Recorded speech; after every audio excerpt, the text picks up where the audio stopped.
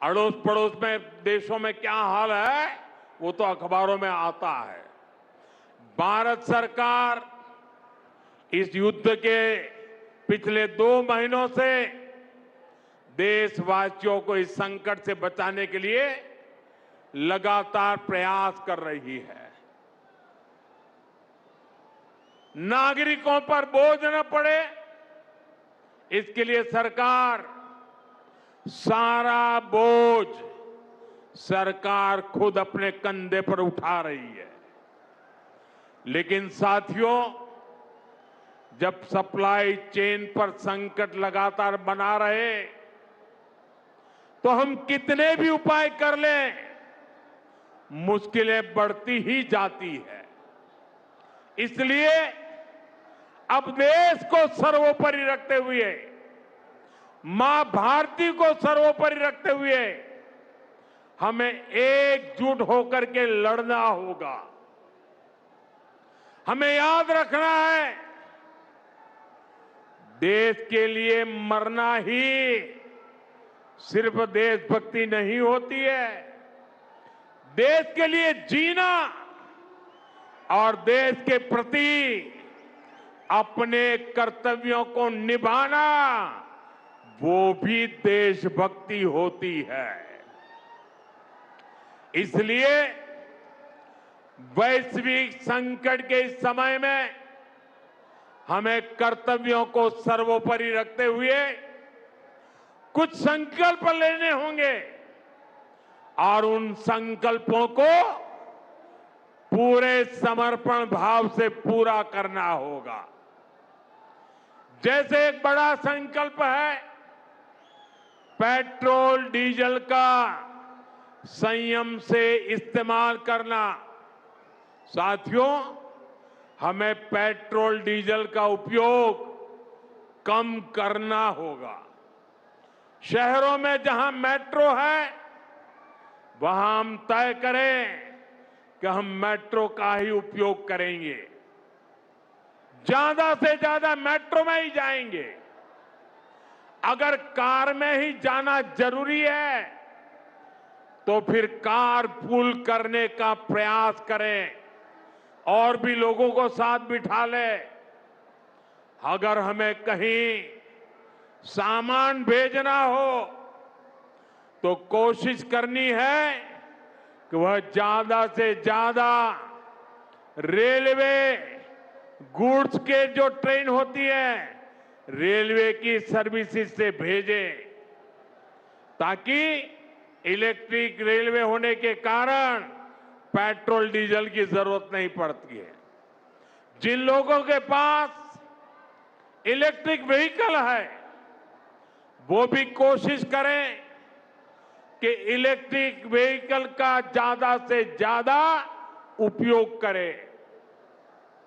साथियों, हमने कोरोना के समय में वर्क फ्रॉम होम की, ऑनलाइन मीटिंग्स की, वीडियो कॉन्फ्रेंस की, ऐसी अनेक व्यवस्थाएं विकसित की और हमें आदत भी हो गई थी। आज समय की मांग ऐसी है कि उन व्यवस्थाओं को हम फिर से शुरू करें तो वो देश हित में होगा।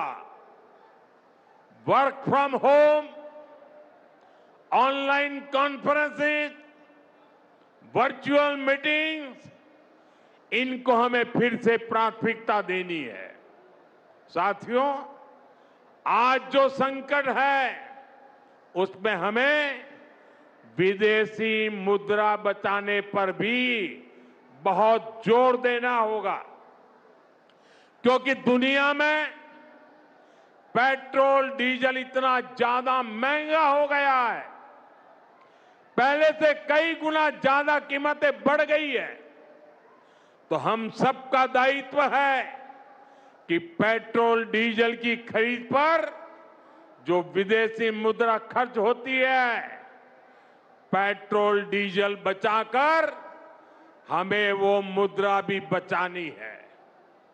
इसके लिए हमारे छोटे छोटे प्रयास भी देश की बहुत मदद कर सकते हैं।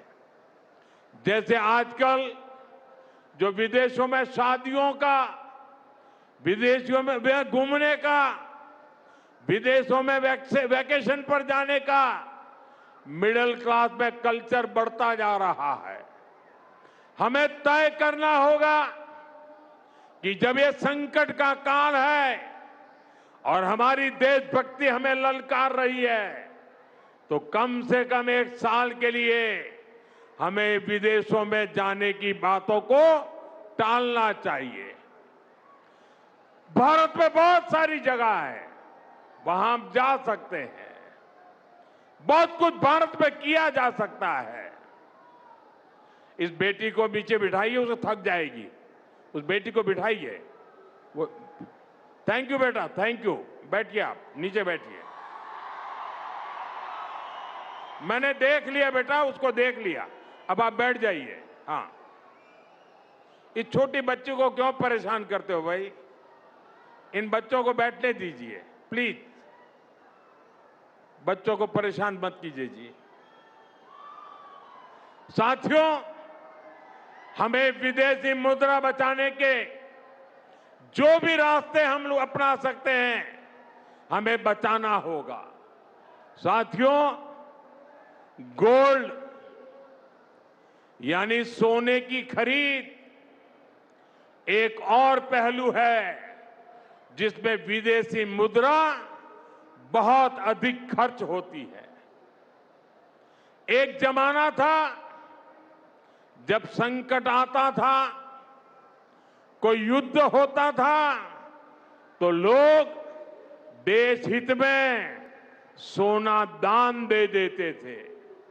आज दान की जरूरत नहीं है, लेकिन देश हित में हमको ये तय करना पड़ेगा कि साल भर तक घर में कोई भी फंक्शन हो, कोई भी कार्यक्रम हो, हम सोने के गहने नहीं खरीदेंगे, सोना नहीं खरीदेंगे। विदेशी मुद्रा बचाने के लिए हमारी देशभक्ति हमें चुनौती दे रही है और हमें इस चुनौती को स्वीकार करते हुए विदेशी मुद्रा को बचाना होगा। साथियों, ये समय एक और बड़े सबक का भी है। एक समय था जब हम कॉपर एक्सपोर्ट करते थे, लेकिन आज भारत के सामने स्थिति ऐसी बन गई कि अब हमें कॉपर को भी इंपोर्ट करना पड़ता है। हमारे देश में हड़तालें करवाकर कॉपर प्लांट्स को ठप करवा दिया गया और अब हालत ये हो गई कि हमें कॉपर बाहर से मंगाना पड़ता है और उसमें विदेशी मुद्रा खर्च होती है। इसलिए मैं ऐसे सभी श्रमिक समूह मजदूर संगठनों से भी कहूंगा कि हमें ऐसी बातों का जरूर ध्यान रखना चाहिए। भारत को आत्मनिर्भर बनने से जो भी कदम रोकते हैं, उनमें हमें दूरी बनानी होगी और जो लोग ऐसी साजिशों में जुटे हैं, उन पर भी कड़ी नजर रखनी होगी।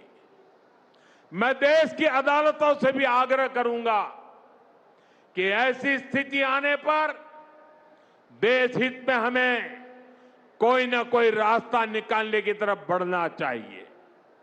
साथियों, ऐसे ही खाने के तेल का भी है।